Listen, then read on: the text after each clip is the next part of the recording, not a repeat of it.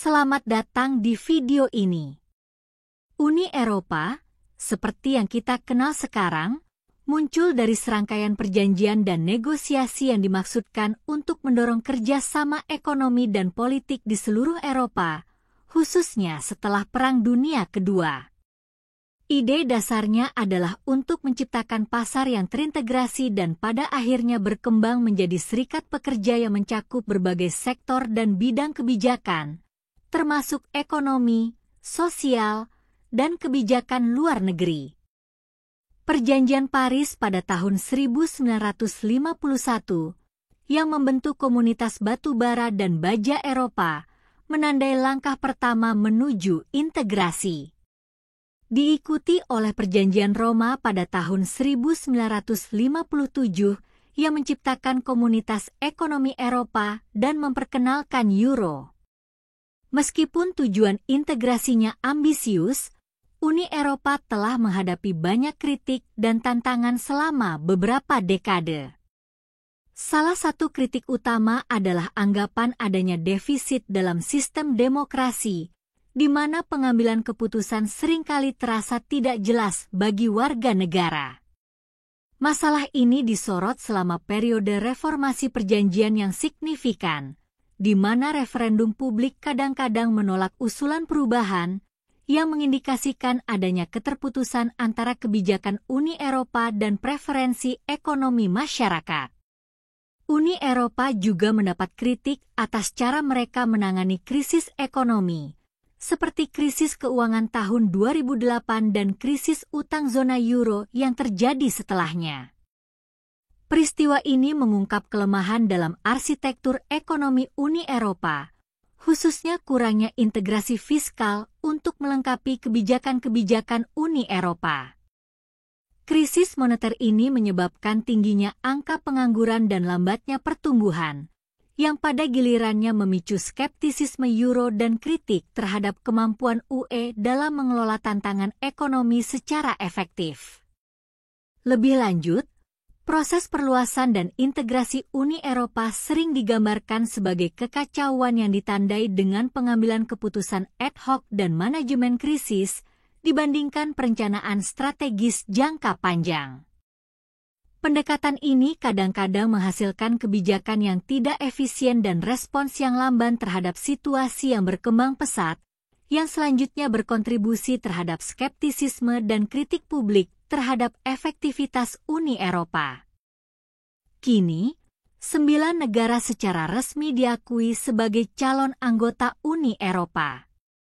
Negara-negara tersebut termasuk Albania, Bosnia dan Herzegovina, Georgia, Moldova, Montenegro, Makedonia Utara, Serbia, Turki, sebelumnya dikenal sebagai Turki, dan Ukraina. Masing-masing negara berada pada tahapan yang berbeda dalam proses aksesi, yang memerlukan reformasi komprehensif dan penyelarasan dengan standar Uni Eropa di berbagai sektor, termasuk pemerintahan demokratik, kebijakan ekonomi, supremasi hukum, dan perlindungan hak asasi manusia. Dalam sebuah langkah yang mengejutkan, Serbia telah mulai menjauh dari proses integrasi dengan Uni Eropa, mencerminkan potensi perubahan dalam keselarasan dan prioritas strategisnya. Dalam sebuah wawancara dengan majalah Pertahanan Nasional, Wakil Perdana Menteri Serbia, Aleksandar Vulin, menyatakan skeptisisme terhadap inklusi Serbia di Persatuan Eropa. Ia mengatakan, saya yakin bahwa tidak ada tempat bagi Serbia di Uni Eropa.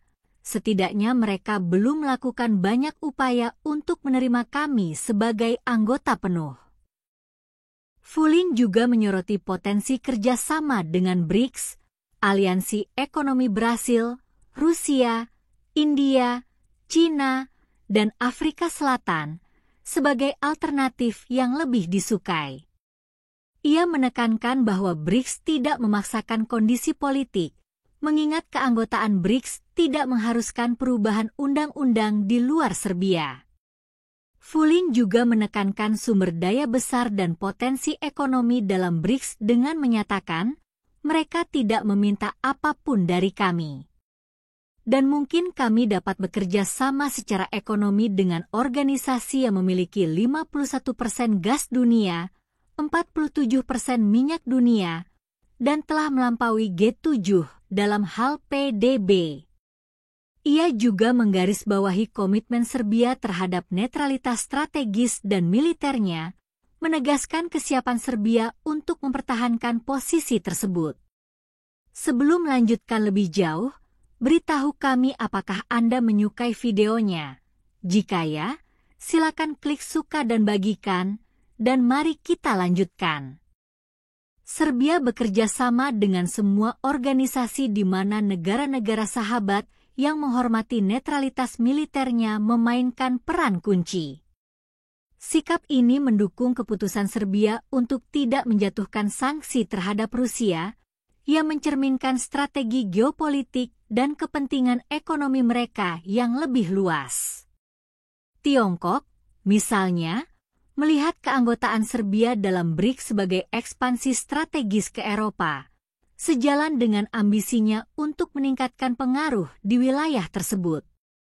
Rencana kunjungan Presiden Tiongkok, Xi Jinping, ke Serbia menunjukkan dukungan kuat Tiongkok terhadap masuknya Serbia ke dalam BRICS, menyoroti signifikansi geopolitik Tiongkok dalam ekspansi ini. Rusia juga mendukung potensi keanggotaan Serbia dalam BRICS. Kehadiran pejabat Rusia dan dorongan bagi Serbia untuk menghadiri KTT BRICS menggarisbawahi dukungan serta kepentingan strategis Rusia untuk memperkuat posisi global aliansi tersebut dan pengaruhnya di Eropa. Dari perspektif ekonomi dan teknologi, negara-negara BRICS lainnya seperti India dan Brasil dapat memperoleh manfaat dari kemitraan dengan Serbia, terutama di bidang energi, pertanian, dan teknologi, di mana terdapat sinergi yang kuat. Lokasi strategi Serbia dan infrastrukturnya yang berkembang juga menjadikannya mitra yang berharga untuk meningkatkan arus perdagangan antara negara-negara produsen BRICS dan Eropa.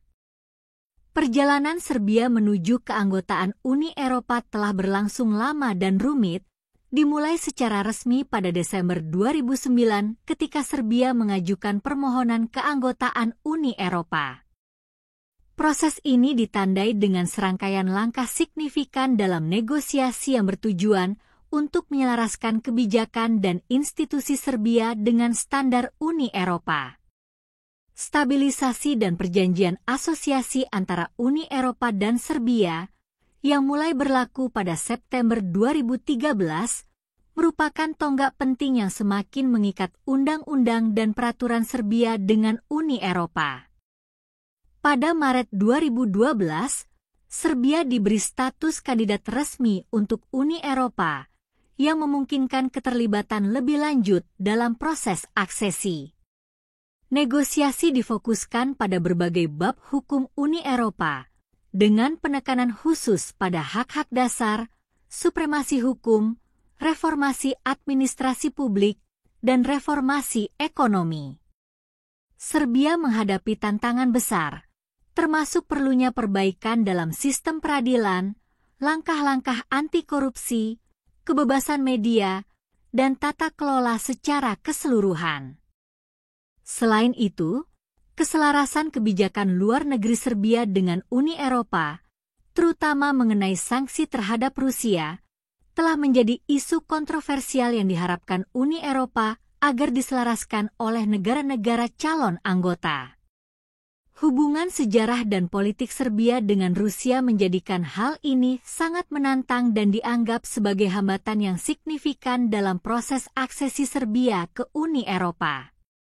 Isu lain yang menjadi perhatian adalah hubungan antara Serbia dan Kosovo. Uni Eropa menekankan pentingnya normalisasi hubungan dengan Kosovo, yang termasuk pengakuan atas dokumen dan simbol resmi Kosovo sebagai bagian dari perjanjian yang dimediasi Uni Eropa. Masalah ini tetap menjadi aspek kritis dan sensitif dalam perundingan Serbia dengan Uni Eropa. Bagaimana pendapat Anda mengenai video ini? Jika Anda punya pendapat, silahkan tuliskan pendapat Anda pada bagian komentarnya. Dan jika Anda suka dengan video ini, silahkan klik like dan subscribe. Dengan begitu kami akan membuat video lainnya untuk Anda semua. Terima kasih dan sekian dulu, dan sampai jumpa di video berikutnya.